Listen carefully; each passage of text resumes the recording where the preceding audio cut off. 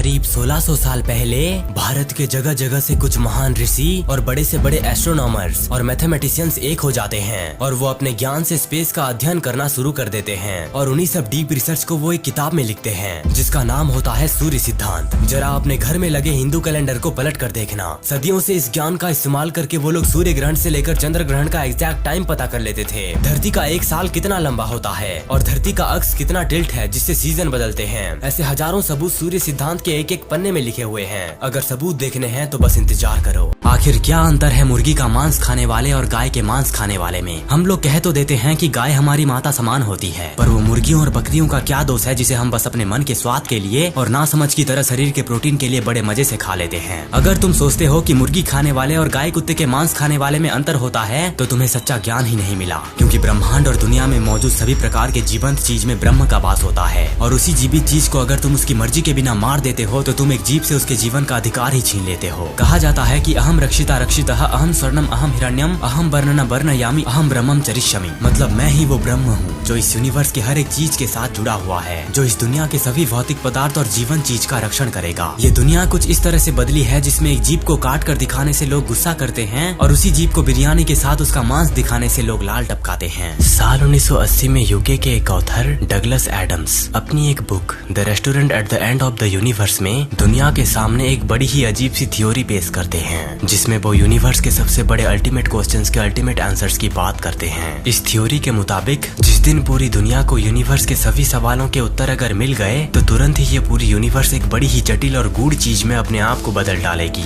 और वही एक थ्योरी ये भी बताती है कि असल में ये सब हो चुका है, जिससे ये यूनिवर्स शायद आज ये सब हमें दिखा रहा है। पर हम सब जानते हैं कि हम एक ऐसे इन्फिनिटी में रह रहे हैं जो कभी खत्म नहीं हो सकती। जितना अधिक हम सवाल ढूंढते जाएंगे उतनी ही तेजी से नए सवाल भी जन्म लेते रहेंगे। कभी भी हम शायद इसे समझ ही नहीं सकते, क्योंकि यूनिवर्स की भाषा जो है वो साइलेंस की भाषा है। मतलब हम बस शांत रहकर ही इसे समझ सकते हैं कि ये यूनिवर्स आखिर है क्या। प्राचीन काल से ही गुरुकुल में शिष्यों को एक बात कही जाती थी जो कि अथर्व वेद में भी लिखी गई है कि यथा पिंडे तथा ब्रह्मांडे, यानी कि जो कुछ ब्रह्मांड या सृष्टि में हो रहा है वैसा ही हम इंसानों के शरीर में भी होता है। मतलब जो ब्रह्मांड में मौजूद है वो हमारे शरीर में भी मौजूद है। अगर हम इस यूनिवर्स में पैटर्न ढूंढने की कोशिश करेंगे तो हम पाएंगे कि हेलिक्स नेब्यूला, जिसे आई ऑफ गॉड भी कहा जाता है, वो बिल्कुल इंसानी आंख जैसा दिखता है। अगर हम ब्रेन सेल्स के स्ट्रक्चर को देखेंगे और यूनिवर्स की ओर नजर दौड़ाएंगे तो इसमें भी हमें कोई अंतर देखने को नहीं मिलता। और उसी तरह एक सेल की उत्पत्ति और एक तारे का अंत भी कुछ समान ही दिखता है, जो कि ये बस एक छोटा सा उदाहरण है कि जो वहाँ मौजूद है वो हमारे शरीर में भी मौजूद है। तो शायद उन चीजों का इफेक्ट हमारे ऊपर भी पड़ता होगा। ब्रेन सर्जरी, वो भी प्राचीन भारत में।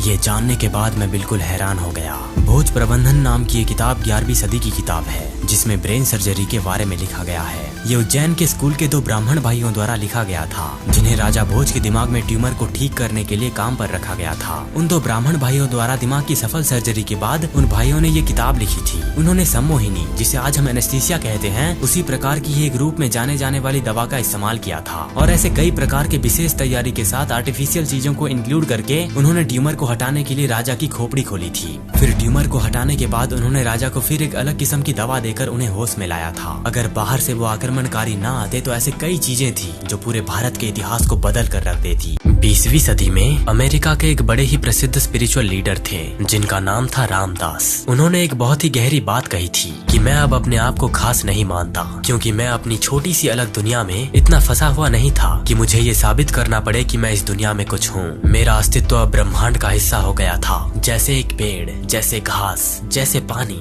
जैसे तूफान, जैसे गुलाब। मैं बस अब सबका हिस्सा था। आखिर ये विचार हमें क्या सीख देती है? यही कि इंसान अपने आप को दुनिया में सबसे अलग और विशेष प्राणी मानता है, पर इस घमंड ने ये बात उसके मन से भुला दिया है कि कितना ही बड़ा आदमी कितने ही बड़े काम क्यों ना कर ले, उसका अस्तित्व एक ना एक दिन इस ब्रह्मांड के अंधकार में खो ही जाता है। और एक दिन ऐसा भी आता है जिसको दुनिया हमेशा के लिए बुला ही देती है। बस हमें ये याद रखने की जरूरत है कि हम उस पेड़, पानी, गुलाब की तरह हैं, जिसे ये दिखाने की जरूरत नहीं कि हम इस दुनिया में अलग और स्पेशल हैं, क्योंकि ये घमंड और अहंकार यूनिवर्स का सबसे बड़ा एरर माना जाता है। कुछ ऐसे गहरे दार्शनिक संस्कृत श्लोक जिसने मुझे जीवन के अनंत सच्चाई से अवगत करवाई है।